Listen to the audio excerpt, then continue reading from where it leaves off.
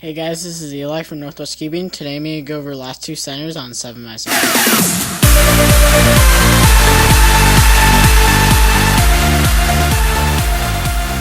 Okay, so I solve last two centers differently than a lot of people.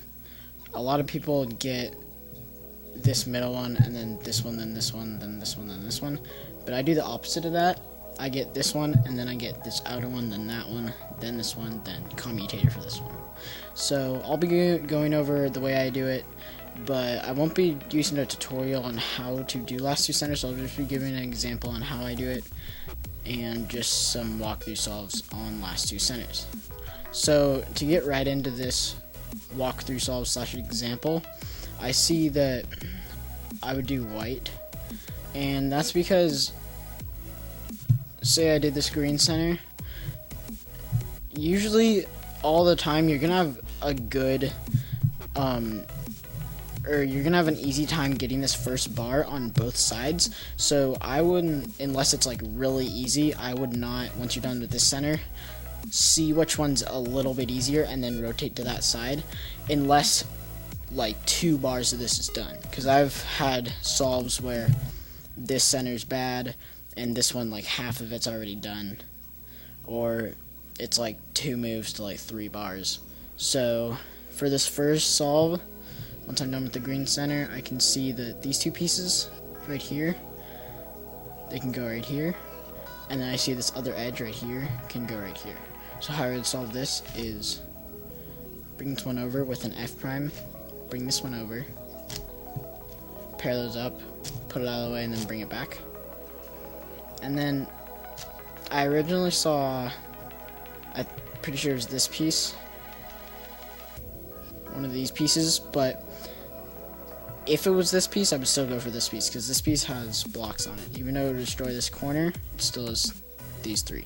So put this piece in like that. So now, and I knew that these were going to stay there. So, but I also see this block, and I would go for this block actually, because these 2 corners are already in, and the edge to go right here is right here. So I do this edge, so bring this one up, move out of the way, but I actually wouldn't move out of the way because then I see this edge. So bring it back, and then do M U2 M prime, and that pairs up the edge.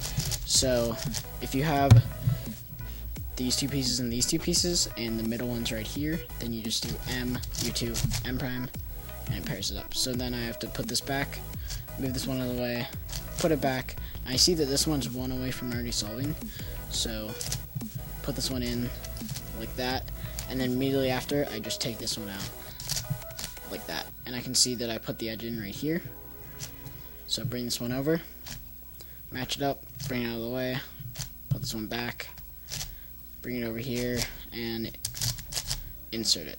Now I can see that that made this block, but the edge that goes right here is supposed to be right here, and it's not there. So I know that it's this edge or this edge. So normally everyone would go for this edge, but if there's no edges like this, they're easier, and you would have to go for this edge. I'm going to show you how to do it. So basically you bring this over, so when you bring this out of the way, this gets hidden in the back. Then, so this is your edge, you just bring this over like that, and then put this down, and then it's in the spot. But I wouldn't do that in a solve, but with this edge here, but if that edge wasn't there, then I would do that. So for this one, bring this one over, bring up this layer, put this one over, bring it down, and then you just pair up this block. Alright, so now we're on the last bar, and I know we're going to use a commutator for this. So how I'd solve this is, first I just bring this one out, move it over, bring this one back down, and that makes this bar right here. And so now all I need to do is get the corner. So bring this one over here, hide it, put the corner in like this, then bring it back, and then just basically insert like a normal insert like that, except you're going to use these layers, so like that. And then all you have is a commutator. And if you don't already know commutators, then go find another video because I will not be teaching them in this tutorial. So that's about it. Also, you can use these techniques for 6x6, but for 6x6 I just go all the way across and use a commutator right here. And not really for 5x5, because 5x5 you actually build blocks. You could do it for this, but it's hard. It's harder than this, and this is actually pretty easy and fast. So that's about it. You should really learn this, and if you don't feel comfortable doing it this way, go check out JR Cuber's 7x7 Lasso Centers video, because he does it the other way. So whichever one fits your style. So yeah, thanks for watching. Bye.